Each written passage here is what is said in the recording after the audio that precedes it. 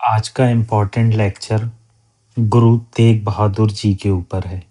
देखो, 24 नवंबर को गुरु तेग बहादुर जी को शहीदी दिवस के तौर पर याद किया जाता है। उनको 24 नवंबर 1675 को औरंगजेब के शासनकाल में शहीद कर दिया गया। सबसे इम्पोर्टेंट चीज़, उन्हें शहीद क्यों किया गया? देखो, वो धार्मिक स्वतंत्रता की बात करते थे, इक्वालिटी की बात करते थे और रिलीजियस फ्रीडम को सर्वोपरि रखते थे।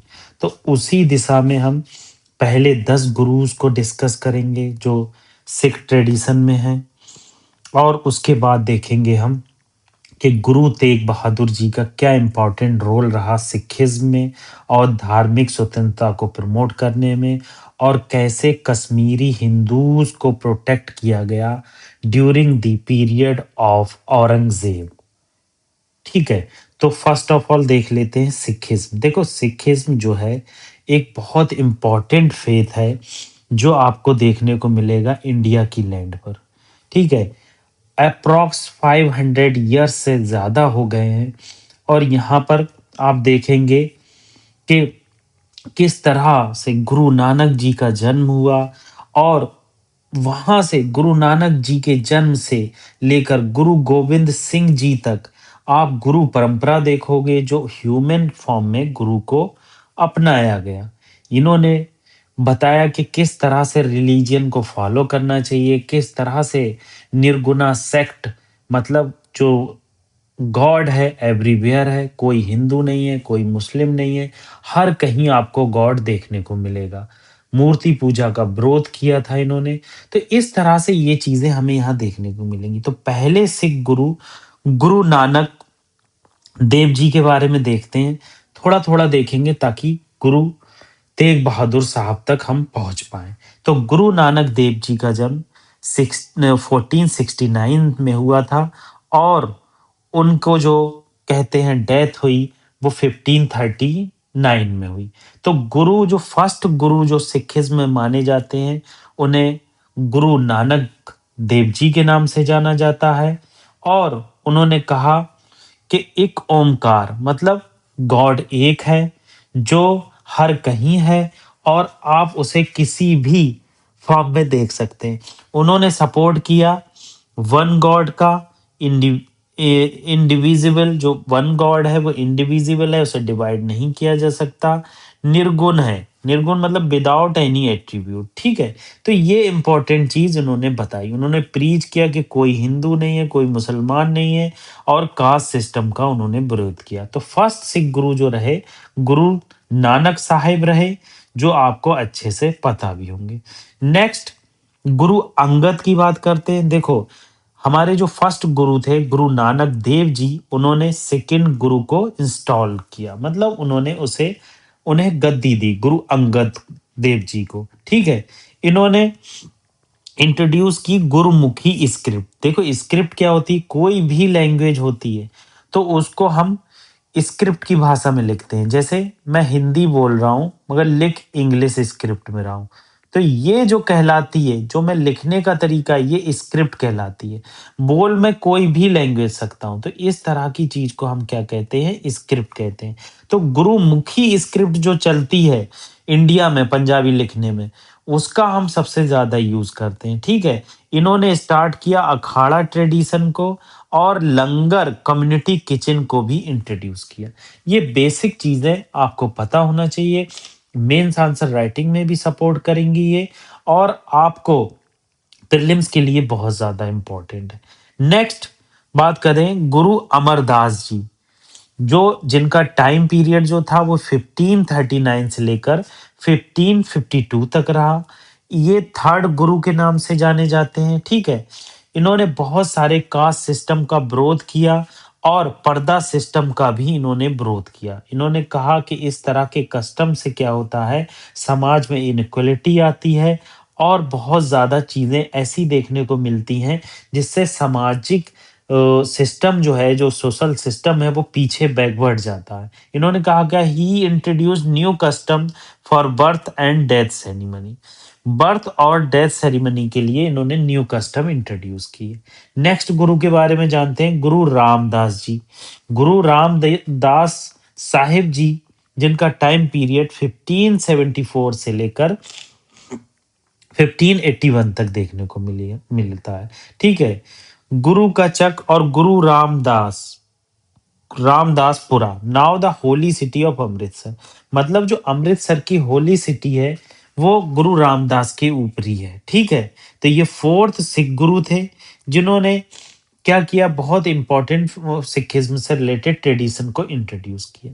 नेक्स्ट सिख गुरु जिन्हें फिफ्थ सिख गुरु के नाम से जानते हैं, गुरु अर्जन देव। बहुत इंपॉर्टेंट है क्योंकि क्या हुआ था, जहांगीर जो मुगल एम्परर थे उनके टाइम पर क्या किया गया, इनको परसिक्यूट कर दिया गया, शहीद कर दिया गया। तो गुरु अर्जन अर्जन देव जी जो कंटेम्परेरी थे वो जहांगीर थे। तो यूपीएससी किस तरह से पूछता है कि क्या गुरु अर्जन देव जी या गुरु रामदास जी जो थे वो कंटेम्परेरी थे मुगल एम्परर जहांगीर के, तो वहीं गलत हो जाएगा। तो आप याद रखिए गुरु अर्जन देव जी, जिनका पीरियड से 1581 से लेकर 1606 तक रहा, वो फिफ्थ गुरु के नाम से जाने जाते हैं।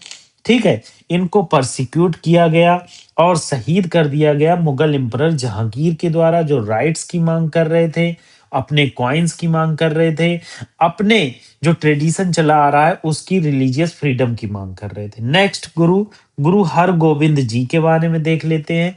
इनका टाइम पीरियड 606 से लेकर 644 तक देखने को मिलेगा। सिक्स्थ गुरु थे ये सिखिज्म में और सोल्जर सेंट थे। देखो क्या हुआ, जब गुरु अर्जन देव सिंह जी को जहांगीर के द्वारा परसिक्यूट कर दिया गया तो सिखिज्म में जो परंपरा स्टार्ट हुई वो सोल्जर सेंट की स्टार्ट हुई। तो वहां से आप देखोगे तो आपको देखने को मिलेगा एक लीनिएज में सोल्जर सिस्टम इंट्रोड्यूस किया। ही erected the Akal Takht, the throne of eternal God. इन्होंने अकाल तख्त इंट्रोड्यूस किया और टू स्वार्ड स्टेबलाइज की, मीरी और Piri represent spiritual and secular domain. मतलब ये कुल मिला के जितने गुरु थे वो रिलीजियस फ्रीडम की बात करते थे। उनके द्वारा बात की जाती थी कि किस तरह से पीरी सिस्टम, जिस तरह से सुन्नीज में मीर पीर का सिस्टम होता है, उसको इंट्रोड्यूस किया जाए और स्पिरिचुअल इक्वलिटी प्रमोट की जाए। नेक्स्ट सिख गुरु जो सेवेंथ सिख गुरु हैं सिखिज्म में, उन्हें गुरु हर राय साहिब जी के नाम से जाना जाता है, जिनका टाइम पीरियड 1644 से लेकर 1661 तक देखने को मिला। ठीक है। इन्होंने further the teaching of Guru Nanak ji और कंसोलिडेट द फेथ, मतलब फेथ को कंसोलिडेट किया सिखिज्म की, और गुरु नानक जी की टीचिंग्स को क्या किया, प्रमोट किया। नेक्स्ट सिख गुरु देखते हैं, एट सिख गुरु जिन्हें गुरु हरकिशन साहिब नाम से जाना जाता है, जिनका टाइम पीरियड 1661 से लेकर 1640 तक रहा।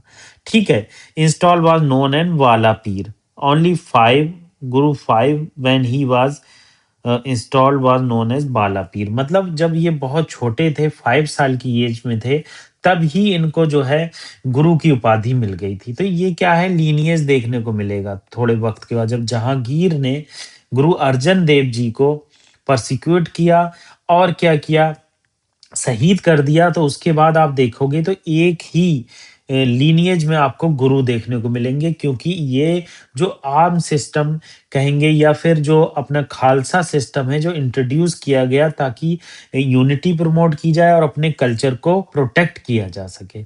ठीक है। नेक्स्ट नाइन्थ सिख गुरु जो है गुरु तेग बहादुर जी के बारे में डिस्कस करेंगे, जिनका टाइम पीरियड 1664 से लेकर 1675 तक रहा। इन्होंने टाउन स्टेबलाइज किया आनंदपुर, हेवन ऑफ बिलिस के नाम से जाना जाता है।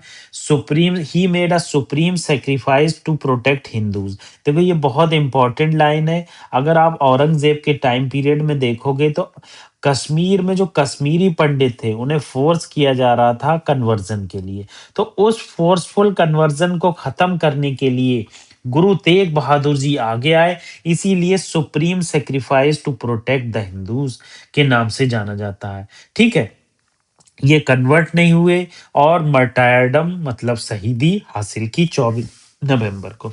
लास्ट सिख गुरु जो ह्यूमन की फॉर्म में थे, गुरु गोविंद सिंह साहिब जी जिनका टाइम पीरियड 1675 से लेकर 1708 तक रहा। 10th गुरु के नाम से जाना जाता है। आदि ग्रंथ प्रोक्लेम दैट आदि ग्रंथ वुड बी henceforth गुरु, मतलब इसके बाद क्या होगा, आदि ग्रंथ जो गुरु गोविंद साहिब है, जो बुक है, उसको गुरु माना जाएगा। उसके बाद ह्यूमन की फॉर्म में कोई भी गुरु नहीं आए। तो आज इम्पोर्टेंट हम डिस्कस करेंगे गुरु तेग बहादुर जी के बारे में। तो ये इम्पोर्टेंट डिस्कशन आपको ज़रूर बेनिफिट देगा। इससे क्या होगा, आपकी जो नॉलेज है उसमें इनहेंस देखने को मिलेगा। तो गुरु तेग बहादुर जी का important time period with introduction, family और क्या उनका रोल रहा हमारे समाज को प्रोटेक्ट करने में, डाइवर्सिटी को प्रिजर्व करने में, वो सब देखेंगे। देखो, गुरु तेग बहादुर जी का पीरियड आपको 1621 से लेकर 1675 तक देखने को मिलेगा। ये 9th गुरु थे सिखिज्म में, और सन थे गुरु हरगोविंद साहिब के। जो 8th, जो आपके 6th गुरु थे, उनके सन थे गुरु हरगोविंद साहिब। आप देख लो गुरु हरगोविंद साहिब जी कहाँ आपको देखने को मिलेंगे। हाँ, देखो है ये 6th गुरु थे गुरु हरगोविंद साहिब जी। मैंने बताया नहीं था, ये क्या हुआ, इनके बेटे जो है वो गुरु बने, फिर इनके बेटे जो है इनके ही बेटे जो है गुरु बने, मतलब एक ही पिता के कई बेटे गुरु बने। तो उस दिशा में आप यहाँ पर देखने को मिलेगा कि गुरु हरगोविंद साहिब जी जो थे वो इनके फादर थे। और अगर आप देखेंगे गुरु तेग बहादुर जी को, तो ये ग्रेटेस्ट डिफेंडर थे। किसके डिफेंडर थे? रिलीजियस फ्रीडम के इंडियन हिस्ट्री में, मतलब रिलीजियस फ्रीडम को प्रोटेक्ट करना चाहते थे। औरंगजेब से कहना चाहते थे कि आप डिफरेंट रिलीजियन का यहाँ सपोर्ट कीजिए ताकि आपकी प्रेजेंस यहाँ बनी रहे। मगर ऐसा नहीं हुआ। औरंगजेब ने बहुत सारे नॉन मुस्लिम्स को क्या कहते हैं, परसिक्यूट करवाया। उससे क्या हुआ, बहुत ज्यादा प्रेस्टीज जो है डाउन हुई मुगल्स की। ठीक है, तो इनको जाना जाता है हिंद की चादर के नाम से। हिंद की चादर के नाम से क्यों जाना जाता है? क्योंकि इनके जो सुप्रीम सेक्रीफाइस थे, उसने प्रोटेक्ट किया इंडियन कल्चर को। उन्होंने बताया कि कंसाइज की फ्रीडम को कैसे प्रोटेक्ट करना है, और औरंगजेब के रिलीजियस परसिक्यूशन का विरोध किया। अब अर्ली लाइफ देख लेते हैं गुरु तेग बहादुर जी के बारे में। इनका जन्म 1 अप्रैल 1621 ईस्वी में हुआ। इनका स्टार्टिंग का नाम त्यागमल था। त्यागमल क्यों नाम रखा गया था? क्योंकि ये जो थे बहुत ही डिसिप्लिन थे, हर चीज में त्याग करना अच्छे से जानते थे, और आगे चलकर त्यागमल ही नाम तेग बहादुर के नाम से जाने लगा, क्योंकि ये स्वार्ड्स चलाने में, तलवारबाजी में एक्सपर्ट हो गए थे। तो ट्रेंड थे स्पिरिचुअलिटी में, मार्शियल स्किल मैंने आपको बताया, पोएट्री और मेडिटेशन इनके द्वारा किया जाता था। मैरिड हुई, इनकी जो शादी हुई वो माता गुजरी से हुई। ठीक है, ये आपको यहाँ देखने को मिलेगा। अब गुरुशिप, कब गुरुशिप स्टार्ट हुई और इनके टाइम पर किस तरह का लोग थे और किस तरह का सोसाइटी थी। देखो, गुरुशिप 1664 से लेकर 1675 तक देखने को मिलेगी। ये 9th सिख गुरु बने, और आफ्टर द डेथ ऑफ गुरु हरकृष्ण, गुरु हरकृष्ण की डेथ के बाद इनको गुरु बनाया गया। इन्होंने Sikhism guided the Sikh community during the time of, मतलब बहुत ही क्रिटिकल टाइम चल रहा था।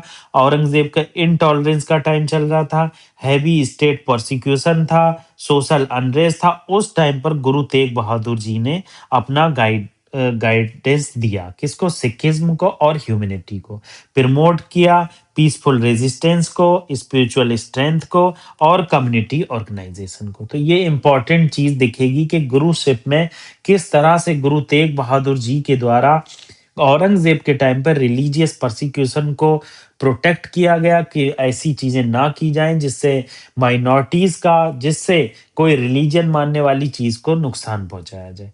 की टीचिंग्स अगर देखोगे तो फ्रीडम ऑफ रिलीजियन की बात करते थे, हर किसी को अपनी प्रैक्टिस करना अलाउ होना चाहिए। यूनिवर्सल ह्यूमन राइट्स की बात करते थे, जैसे यूनिवर्सल ह्यूमन राइट में ट्रुथ, कंपैशन और जस्टिस की बात की जाती, इक्वलिटी को प्रमोट करते थे।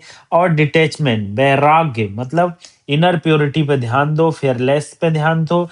ये मटेरियलिस्टिक जो लाइफ है ये आपके काम नहीं आएगी, डिटैचमेंट पे ध्यान दो। ठीक है, नॉन वायलेंस और स्टीड फास्टेडनेस मोरल प्रिंसिपल पर ध्यान दिया जाता था।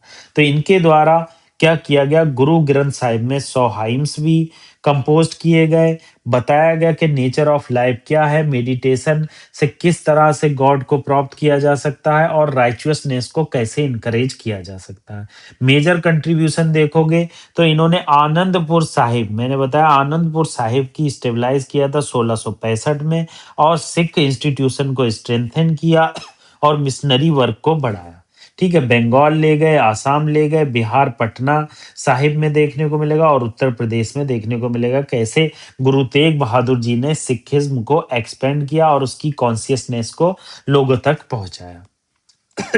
सोशल रिफॉर्म की बात की जाती है, इन्होंने लंगर सिस्टम जो चला आ रहा था उसको प्रमोट किया। कम्युनिटी सर्विस जो आज भी सिखिज्म में बहुत ज़्यादा फेमस है, चैरिटी फेमस है, और ऑप्रेस्ड क्लास को कैसे अपलिफ्ट किया जाए ये आज भी सिखिज्म में देखने को मिलता है। तो इस तरह की चीज़ें इनके द्वारा प्रमोट की गई। फोर्स कन्वर्जन को कंडेम्ड किया गया, डिस्क्रिमिनेशन को कंडेम्ड किया गया और रिलीजियस कोर्जन को भी कंडेम्ड किया गया। ठीक है।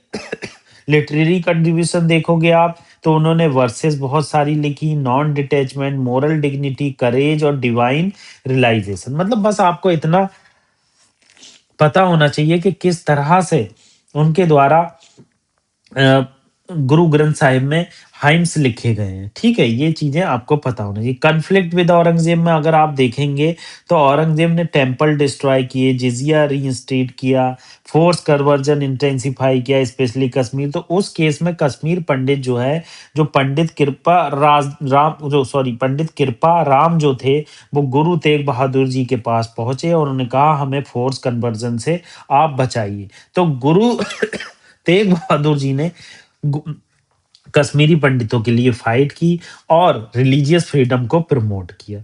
अरेस्ट और मार्टायरडम की बात देखो, जर्नी जो थी दिल्ली के लिए स्टार्ट हुई, अरेस्ट किया गया आगरा में औरंगजेब के ऑर्डर के द्वारा, इम्प्रीजन किया गया, टॉर्चर किया गया और फोर्स किया गया कन्वर्जन के लिए, मगर वो कन्वर्ट नहीं हुए। उन्होंने कहा कि फ्रीडम ही सबसे इम्पोर्टेंट चीज़ है।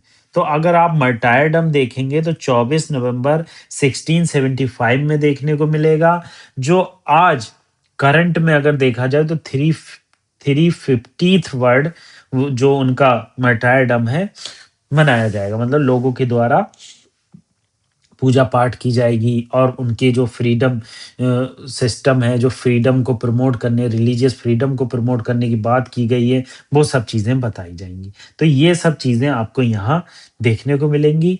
अगर आपकी कोई क्वेरी है तो आप हमसे कमेंट बॉक्स में पूछ सकते हैं, हमारे टेलीग्राम पर चैनल पर पूछ सकते हैं, इंस्टाग्राम चैनल पर पूछ सकते हैं।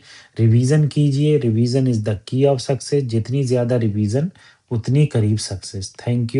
Thank you very much.